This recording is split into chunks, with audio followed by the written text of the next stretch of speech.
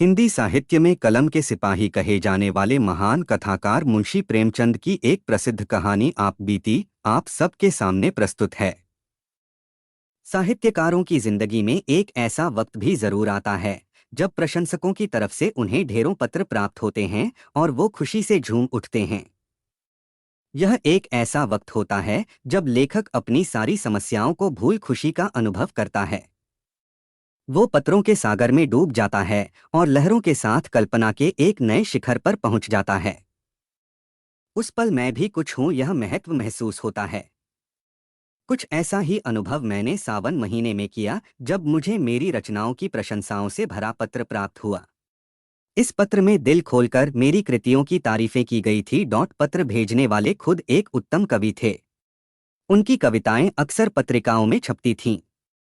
मैं उनका यह पत्र पढ़कर फूला नहीं समा रहा था। मैं खुशी के मारे उसी वक्त उस पत्र का जवाब लिखने बैठ गया था। उस उत्साह में मैंने जो कुछ भी पत्र में लिखा इस समय वो याद नहीं है। हाँ, इतना याद है कि उस पत्र में शुरू से अंत तक प्रेम भरे मीठे शब्द लिखे थे। हालांकि मैं कभी कविता नहीं लिखता था, लेकिन फिर भी मैं शब्दों को जितना सुंदर बना सकता था मैंने उतना संवार दिया था। यहाँ तक कि पत्र लिखने के बाद जब मैंने उसे फिर से पढ़ा तो मुझे कविता बहुत पसंद आई। पूरा पत्र भाव से भरपूर था। 5वें दिन उसी कवि का एक और पत्र मुझे मिला। वो पहले वाले पत्र के मुकाबले और ज्यादा प्रभावी था। उसमें मुझे प्यारे भाइया कहकर पुकारा गया था। साथ ही मेरी रचनाओं की एक सूची और प्रकाशकों के बारे में उनके नाम और पते पूछे गए थे। इसके साथ ही पत्र के अंत में ये भी कहा गया था कि मेरी पत्नी आपकी बहुत बड़ी प्रशंसक है और आपकी लेखन को पढ़ना पसंद करती है। साथ ही पत्र में यह भी लिखा गया था कि मेरी पत्नी पूछ रही थी कि आपकी शादी कहाँ हुई है, आपके बच्चे कितने हैं और आपकी कोई फोटो है तो प्लीज भेज दीजिए। वहीं पत्र में मेरे जन्मस्थान और वंश की भी जानकारी पूछी गई थी। पत्र के उसके अंतिम खबर ने मुझे खुश कर दिया था। पहली बार ऐसा हुआ था जब किसी महिला ने अपने मुंह से मेरी तारीफ की थी और यह सुनने का मौका मुझे मिला था। यह सुनकर ऐसा लगा कि कोई मेरी बुरे कर्मों की तारीफ कर रहा है। उस दौरान तारीफ में जितने भी शब्द मुझे याद थे उन सबको मैंने पत्र में लिख डाला और अपने परिवार और खानदान के विषय में ऐसा जिक्र किया कि जैसे किसी कवि ने भी कभी राजा का गुणगान नहीं किया हो। मेरे दादाजी एक जमींदार के यहाँ कर्मचारी थे, लेकिन उन्हें मैंने रियासत का प्रबंधक बताया था। वहीं अपने क्लर्क पिता को मैंने दफ्तर का प्रधानाध्यक्ष बताया।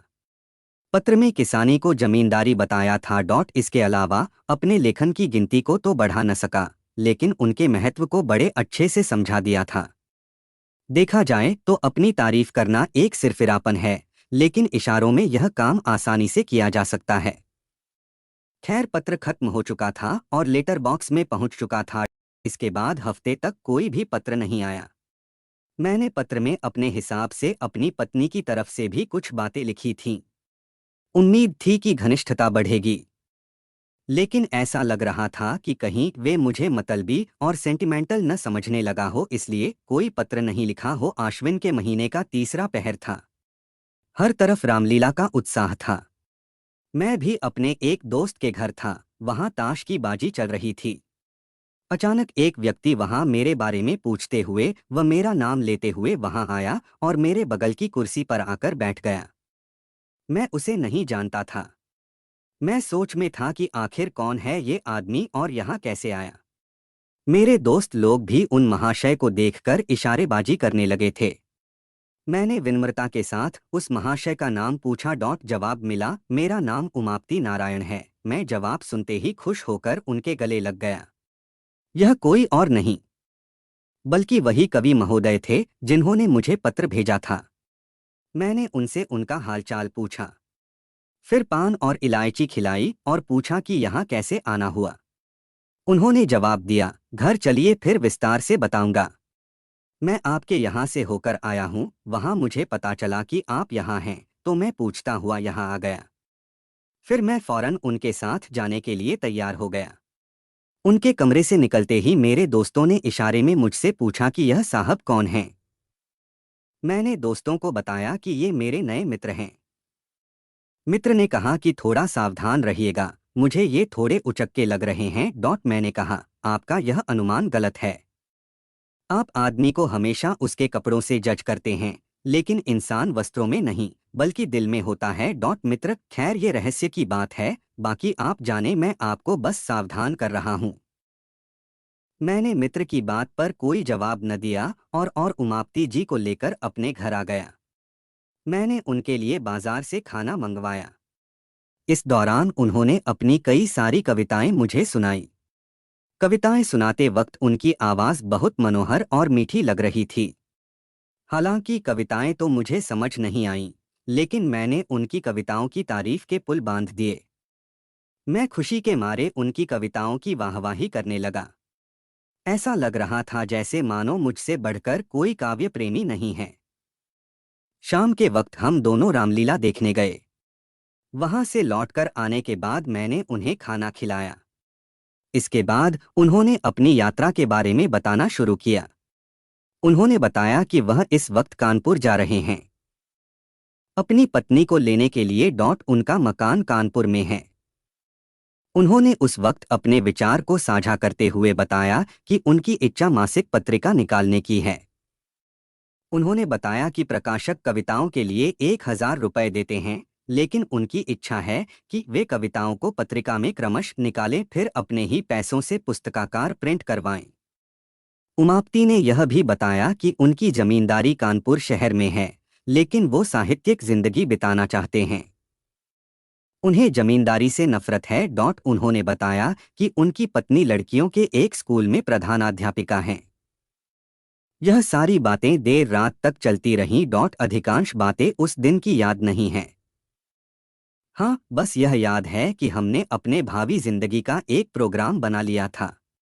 उस वक्त मैं अपनी किस्मत को सराह रहा था कि घर बैठे बैठाए मुझे भगवान ने एक सच्चा दोस्त भेज दिया। हम लोगों को बात करते करते लगभग आधी रात यूं ही बीत गई थी। उन्हें अगले दिन सुबह 8 बजे निकलना था। जब मैं सोकर उठा तो सुबह के 7 बज रहे थे। मैंने देखा कि उमापति जी जाने के लिए तैयार थे। बोले, इजाजत दीजिए, लौटते वक्त इधर से ही जाऊंगा।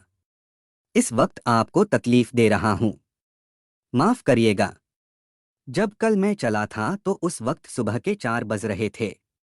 चलने की चिंता में पूरी रात जागना पड़ गया। गाड़ी में बैठते ही झपकियां आने लगीं। तो मैंने कोट उतार दिया और फिर लेटा तो फौरन सो गया। मुगल सराय में आंख खुली तो देखा कि कोट गायब था।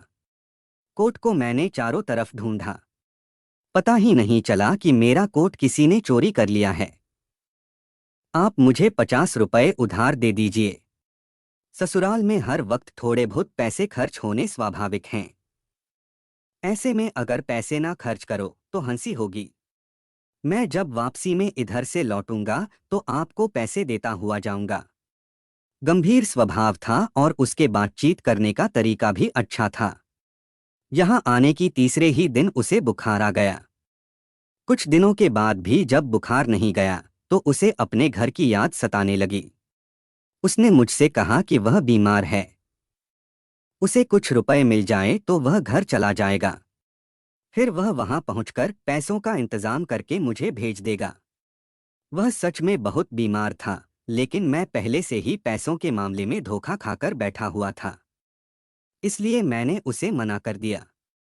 मेरी बातें सुनकर वो रोने लगा और मुझसे मदद की विनती करने लगा, लेकिन धोखे की चोट खाए बैठा मैं उसकी बातों को नज़रअंदाज कर गया। दुविधा भरी स्थिति में उसने फिर आकाश को देखा और वहां से चला गया।